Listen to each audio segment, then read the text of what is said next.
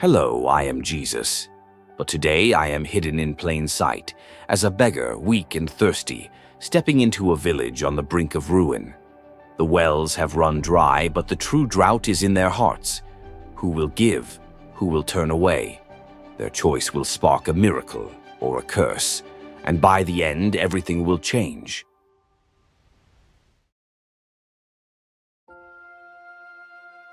In the heart of a vast desert, a small village struggled against the unforgiving heat. The once thriving land had turned to dust, and the village well had long since dried up. The sun blazed mercilessly, cracking the ground and withering the last remnants of greenery.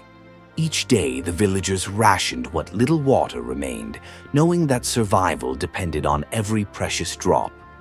One morning, as the heat began to rise, a lone figure appeared on the horizon. The man moved slowly, his steps unsteady, weighed down by exhaustion. His clothes were torn and caked with dust, his face gaunt from hunger and thirst. His lips were cracked, his body frail, and his hands trembled as he reached the village's outskirts. To the villagers, he looked like nothing more than a weary traveler, just another beggar wandering the desert, seeking survival. They did not know, nor could they have imagined, that the man before them was Jesus himself, disguised in rags, walking among them to test their hearts. As he stood at the village entrance, his voice, though weak, carried through the dry, stagnant air. "Please, a little water." Some villagers paused, exchanging glances, their whispers hushed. Others simply turned away, unwilling to spare even a second glance at the pitiful sight before them. A beggar, a burden, another desperate soul in a village that could barely sustain its own. But Jesus did not waver. Slowly he stepped forward, moving through the narrow streets, searching, not for water, but for compassion. The beggar's first stop was at the grandest house in the village, a towering structure of polished stone. This was the home of Mr. Diamond, the wealthiest merchant in the village. Behind its thick wooden doors lay storehouses filled with enormous clay jars, each brimming with water carefully sealed away for his private use. Mr. Diamond himself was a short, round man with a belly that stretched the seams of his silk robe, embroidered with golden patterns.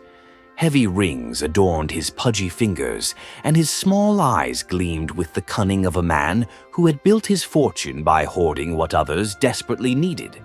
The beggar stepped forward, his voice dry and cracked.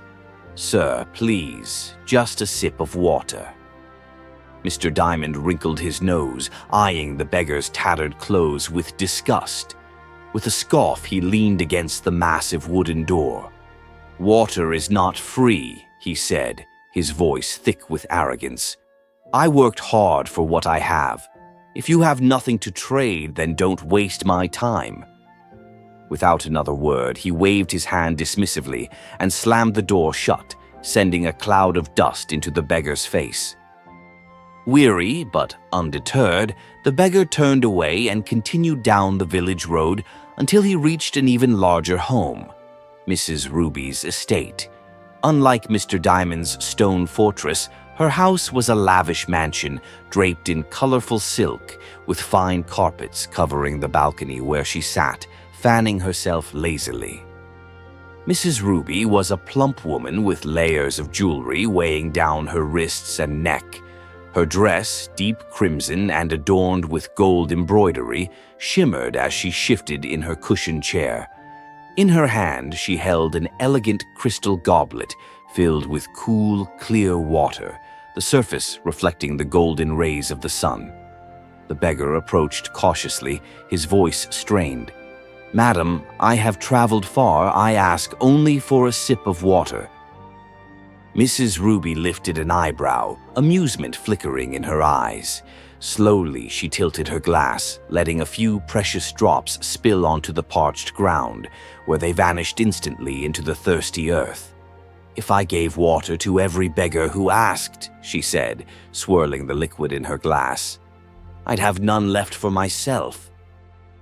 Then, with a cruel smirk, she tilted the goblet and poured the rest onto the ground, watching as it soaked uselessly into the dust.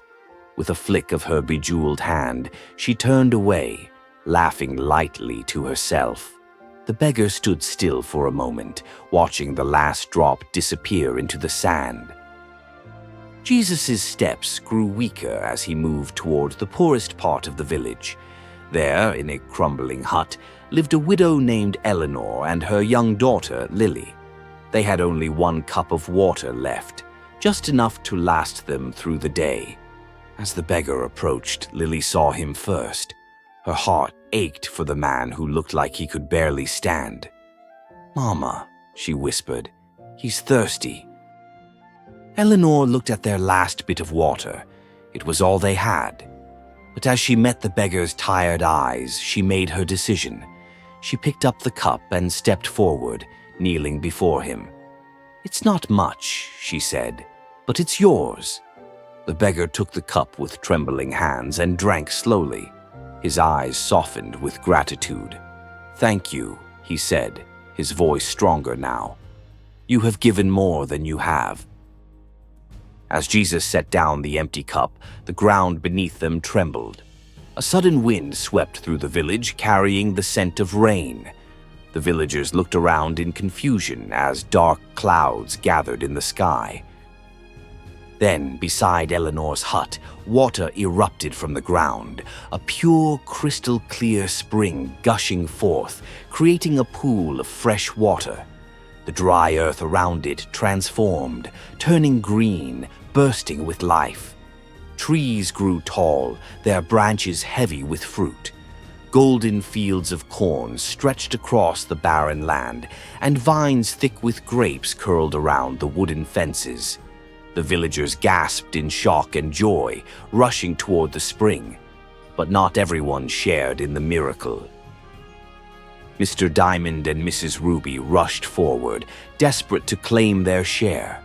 Their once arrogant faces were now filled with panic as they reached into the spring, cupping the crystal-clear water in their hands.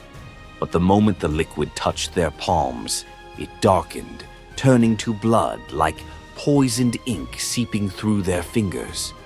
They recoiled in horror. Mr. Diamond fell to his knees, frantically scooping more water, but each time it turned bitter before reaching his lips. Mrs. Ruby let out a choked gasp, her jeweled hands trembling as she reached again and again, only to watch the water slip away like an illusion. Tears welled in her eyes. "Why can't we drink?" she whispered, her voice cracking. The beggar, no longer frail, no longer weary, now stood before them in radiant light. The disguise had faded, and Jesus stood in his full glory, his presence both mighty and merciful. "You hoarded what you had and refused to share," he said, his voice gentle, yet firm. "And so you will never taste the gift you rejected." Mr. Diamond looked up at him, his face streaked with sweat and regret. I didn't know," he stammered. Mrs. Ruby's lip quivered. She gripped the fabric of her gown, suddenly feeling cold despite the desert heat. I thought I was protecting what was mine," she whispered, "but I was blind." Jesus looked upon them, not with anger, but with deep sorrow. "You were not condemned for what you had," he said. "You were condemned for what you withheld." The villagers, now watching in solemn silence, saw the truth laid bare. True wealth was not in gold, but in giving. True power was not in control, but in compassion. Eleanor and Lily knelt beside the spring, their eyes filled with tears, not of sorrow but of awe. They had given their last drop of water, and in return, they had been blessed beyond anything they could have imagined. The villagers gathered in silence, their hearts heavy with realization. The beggar had been no ordinary man. Jesus had walked among them. Jesus smiled, placing a gentle hand on Lily's head. "Those who give freely will never be without," he said softly. Then, as the golden sun began to set, he turned and walked toward the horizon. With each step, his form became one with the fading light until he was no longer there. Yet his presence remained in the miracle he left behind. The spring never ran dry, the land flourished, the once barren earth transformed into a paradise. Fields of wheat swayed in the breeze, fruit trees stood tall, and gardens bloomed with vibrant colors. For the first time in years, rain fell upon the village regularly. The skies, once unforgiving, now blessed them with gentle showers. And among those who changed the most were Mr. Diamond and Mrs. Ruby. Mr. Diamond, once a man who had locked his doors to the needy, now opened his storehouses, ensuring no one in the village ever went thirsty again. Mrs. Ruby, once blind to suffering, walked through the village, distributing food and clothing. She tore down the locked gate around her well, allowing anyone to take as much water as they needed. Eleanor and Lily, the ones who had given their last drop of water, were now surrounded by abundance. They were no longer just survivors. They were guardians of the lesson Jesus had taught them. At the heart of the village, near the miraculous spring, stood a single stone, placed there as a reminder to future generations. The villagers gathered around it often, reading the inscription carved deep into its surface. "Blessed are the merciful, for they shall receive mercy." And so, the village that had once been dying became a place of life, love, and renewal. The lesson Jesus had left behind would never be forgotten, and his miracle would live on for generations to come.